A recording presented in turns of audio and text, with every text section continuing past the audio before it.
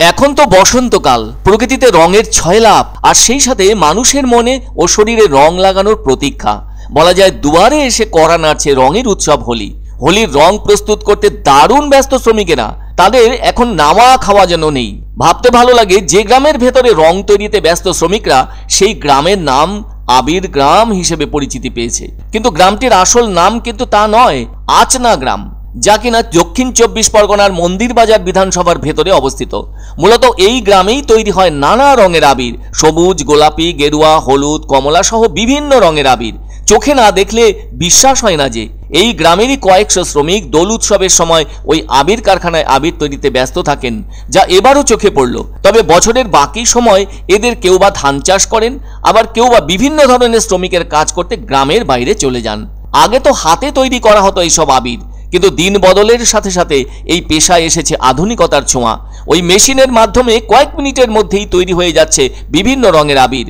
তারপর সেসব আবির বস্তায় পুরে প্যাকেজিং হয়ে কলকাতা, ডায়মন্ড হারবার সহ চলে যাচ্ছে রাজ্যের অন্যান্য স্থানে। এই আবির তৈরি প্রসঙ্গে শ্রমিকরা জানান, তারা কেমিক্যালহীন আবির তৈরি করছেন। তারা জানান, প্রথমে পাথরকুচি বা স্টোন পাউডারের সাথে জল, তেল ও রং মেশানো হয়। তারপর সেই মিশ্রণ মেশিনের মাধ্যমে বেশ কিছুক্ষণ আরো ভালো করে মিশিয়ে নেবার পর চালার মাধ্যমে চেলে নেওয়া হয়, আর তারপরই তৈরি হয়ে যায় বিভিন্ন রঙের আবির। দোলের সময়ে যেমন এর চাহিদা বিস্তর, কিন্তু নির্বাচন থাকলে সে সময়ও আবিরের প্রয়োজন হয় আনন্দ উল্লাস করবার জন্য। যে দল জিতবে সেই দল তাদের পছন্দের রঙের আবির কিনে একে অপরকে মাখিয়ে আনন্দ করবে। সেদিক থেকে ভাবলে এবছরও লোকসভা নির্বাচন আছে, ফলে আবিরের চাহিদা যে থাকবে সেটাই তো স্বাভাবিক, আর সেটা লক্ষ্য করা যাবে 4 জুন দিনটিতে। তাই আবিরের পরিমাণ এবার বেশি করা হচ্ছে। সে যাই হোক, হোলি হলো হিন্দুদের একটি পবিত্র প্রাচীন উৎসব। তবে 17 শতকের সাহিত্যে এটিকে একটি উৎসব হিসেবে চিহ্নিত করা হয়েছিল, যা কিনা কৃষি উৎপাদন করে। আরো ব্যাপক অর্থে বলা যায়, বসন্তের ভালো ফসল হিসেবে মূলত উর্বর জমিকেই মনে করায়।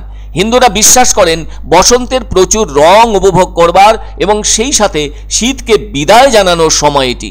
আসলে অতীতের জমে থাকা মানসিক অমেধ্য থেকে নিজেকে মুক্ত করার একটি উপলক্ষ হলো হোলি উৎসব। হোলি, যা কিনা সংস্কৃতে ধুলি নামে পরিচিত। হোলি উৎসব হলো একটি প্রাচীন হিন্দু উৎসব, যার নিজস্ব সাংস্কৃতিক আচার অনুষ্ঠান রয়েছে, যা কিনা গুপ্ত যুগের আগে উদ্ভূত হয়েছিল। নারদ পুরাণ ও ভবিষ্য পুরাণের মতো প্রাচীন গ্রন্থেও তার ব্যাখ্যা রয়েছে। অন্যদিকে ভারতের ব্রজ অঞ্চলে, যেখানে হিন্দু দেবী রাধা ও দেব কৃষ্ণ বড় হয়েছিলেন, তাদের একে অপরের প্রতি ভালোবাসার স্মরণে রং পঞ্চমী পর্যন্ত উৎসবটি পালিত হয়ে থাকে। এগুলো তো সবই আনুষ্ঠানিকভাবে বসন্তের সূচনা করে থাকে। হোলি কিন্তু প্রেমের উৎসব হিসেবে উদযাপিত হয়ে থাকে। গর্গ সাহিত্যের কথা তো অভিজ্ঞজনেরা জানেনি।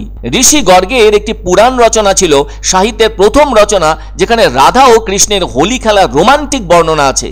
মুঘল ভারতে হোলি এমন উচ্ছ্বাসের সাথে উদযাপন করা হয়েছিল যে সমস্ত বর্ণের লোকেরা মুঘল সম্রাটের গায়ে রং পর্যন্ত ছুটতে পারত। হোলির গ্র্যান্ড উদযাপন লালকিল্লায় উদযাপিত হয়েছিল। ওই উৎসবটির নাম ছিল ঈদ-ই গুলাবি বা আবিপাসি। মুঘল সম্রাট ঔরঙ্গজেবের আমলে তা নিষিদ্ধ করে দেওয়া হয়েছিল। ইতিহাসে যাই থাক না কেন, মানুষের মনের ভেতর আবহমান কালের সেই রঙের উৎসব অন্যভাবে উঁকি মারে বলেই বছরের এই সময়ে মানুষ সব দুঃখ ভুলে কিছু সময়ের জন্য রঙিন করে তোলে নিজেকে। আর সেই রকমারি রং তৈরিতে ব্যস্ত আছেন শ্রমিকরা। এক মাস হোলির সিজনে 1 মাস কাজ হয়, ইলেকশন আছে, ইলেকশনে 1 মাসের মতন কাজ হয়। সারা বছর টুকটাক হয়। পাথর ডাস্ট আছে, ডলোমাইট পাউডার, চাহিদা আছে, বাইরে যাচ্ছে, লোকালে খাটছে।